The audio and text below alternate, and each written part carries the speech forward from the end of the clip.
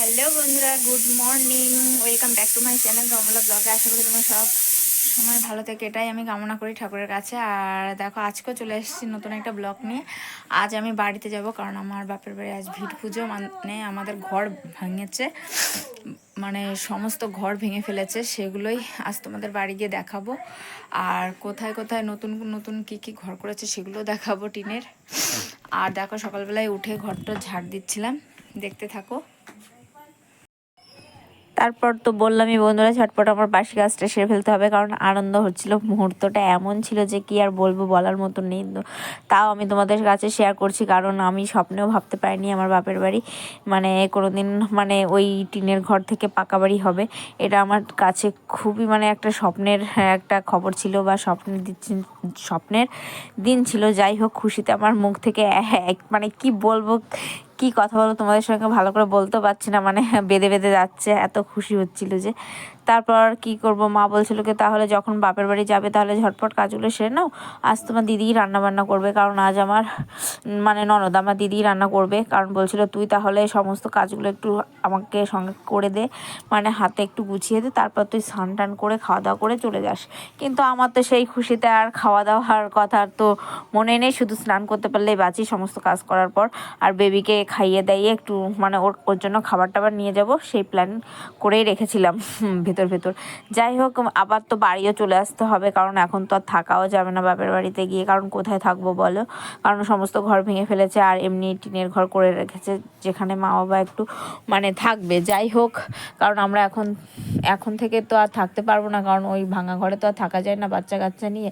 যাই হোক, এখন আমি শুধু ভাবছি, মানে তোমাদেরকে মানে ভালো করে বলতে পারছি না, আমি তো সেখানে এখনও তো পৌঁছায়নি। তার জন্য কি করেছে কি না করেনি সেটা তো আমি এখনও তো দেখাতে পারিনি, তার জন্য তোমাদের কিছু বলতে পারছি না। যাই হোক, দেখো আমি তাড়াতাড়ি করে, আর এই দিন না খুব শীত পড়েছিল বন্ধুরা, কি আর বলবো, মানে তাও এই শীতের দিনে মাকে বলছিলাম এমন শীতের সময় ঘর ভেঙে ফেলেছো, আর কদিন পরে বা যখন প্রথম প্রথম যখন শীত পড়ছিল তখন ভাঙলেও কোনো ক্ষতি ছিল না। আর এখন তো আবার শীতকাল চলে গিয়ে এখন আবার গরমকাল চলে আসবে, তখন আবার হলো আর একটা সমস্যা, সেখানে হলো আবার ঝড় বৃষ্টি, তারপরে আবহাওয়া কেমন চেঞ্জ, ওয়েদার হয়, নিম্নচাপ শুরু হয়, অনেক কিছুই হয়। তাই মা বলছিল না এরকম করলে তো আর হবে না, ঘর যখন করতেই হবে তাহলে করেই নিই, তাহলে করে নিচ্ছে। কারণ এই ঘরটা না আমার মা বাবা আর আমার ছোটো বোন মিলেই করছে, কারণ আমার ছোটো বোনের অনেক স্বপ্ন বন্ধুরা। আমার ছোটো বোন বলেছে দিদি তোদের মানে আসলে তোরা পাকা বাড়িতে থাকবি তোরা, মানে তাই বলে কি আমি বানাবো না, তার জন্যই আমার বোন আরও এত উদ্বেগ হয়ে পড়েছে। যাই হোক, দেখো আমি সমস্ত কাজ করার পরে আবারও চলে এসেছিলাম ঘরের দিকে, আবার তোমাদের দেখাচ্ছি।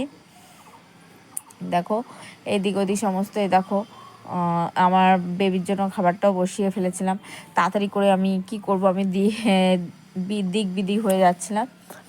তারপর ঝটপট আমি আবার আরেকবার ঘরটা ঝাড় দেব, মানে তারপর দেখো দিদি পিঠে বানানোর জন্য বলছিল কি তুই তো এত সকালে ভাত খাবি না, তাহলে একটু পিঠে করে দিই, মানে সরা পিঠে, সেটা খেয়ে নি আবার যাস। তারপরে কি আমি তো কোনো কথাই শুনছিলাম না, তাই বললাম কি ঠিক আছে তুমি রান্নাবান্না আস্তে আস্তে করো, আমি স্নান টান করে আসি, তুমি করে দিও। ওই দেখো দিদি উনুনে সরা পেতে রেখেছে, করছিল। আর আমি এদিকে আমার লুকটা একটু দেখিয়ে নিলাম, কেমন আবহাওয়াটা দেখো, কুয়াশা কুয়াশা ছিল। স্নান টান করে আজকে শাড়ি পরেই যাবো বন্ধুরা। তারপর দেখো দিদি কি কি রান্না করবে তোমাদের দেখাবো। এই দেখো কাঁচা টমেটো কেটে ফেলেছে, এটা পেঁয়াজ দিয়ে আর একটু আলু দিয়ে করবে, মাছ টাছ দিয়ে হয়তো করবে।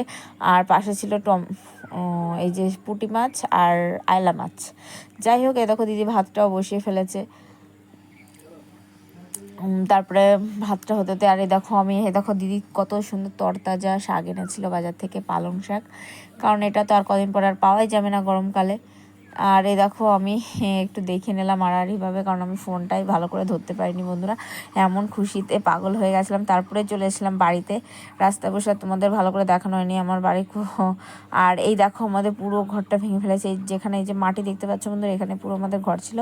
আর এই যে এই সাইড হয়ে আমাদের এই ঘরগুলো রেখেছে, কারণ এখানেই তো অনেক জিনিসপত্র রাখা হবে, কারণ এই দেখো জিনিসপত্র মা রেখেছে কি করে তাড়াহুড়ো করে, এ দেখো যাই হোক রেখেছে। দেখো বিছানাটাও অগোছলা আছে, কারণ গোছানো হয়নি, কারণ কে গোছাবে বলো, মা আর বাবা বাড়িতে, কারণ কত গোছাবে বলো, ওদেরও তো কষ্ট হয় না। আর আমরা একটু থাকলে তাও যদি হাতে পাতে একটু কাজ করে দিতে পারতাম, কিন্তু না, আমাদের তো বেবি ছোট, সেই জন্য আমরা কোনো কাজই করতে পারবো না।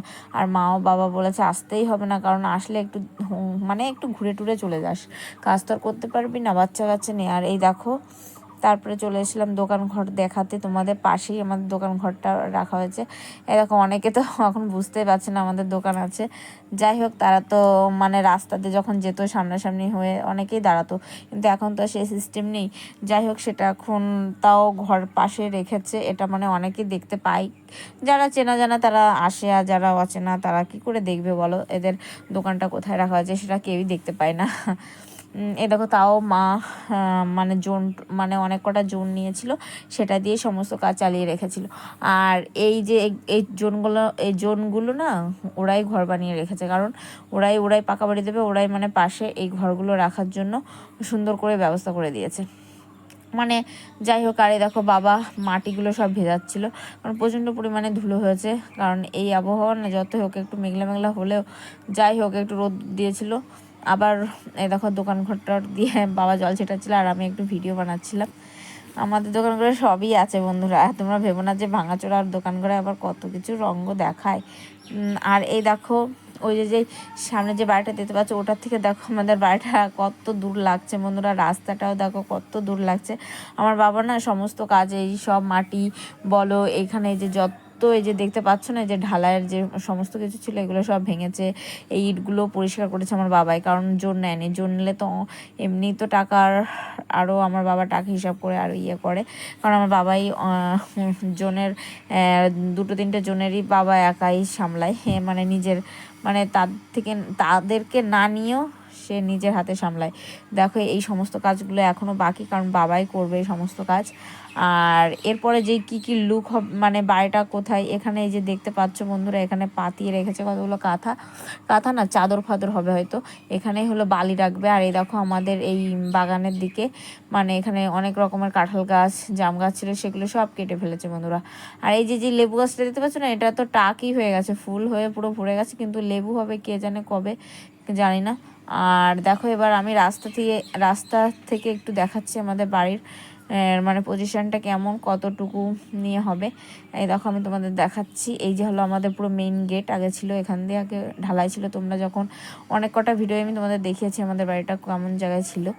যাই হোক, এ দেখো বাবা এখন সমস্ত কিছু জল টল দিচ্ছে, কারণ সব দুদিন পর থেকে কলম ওঠাবে।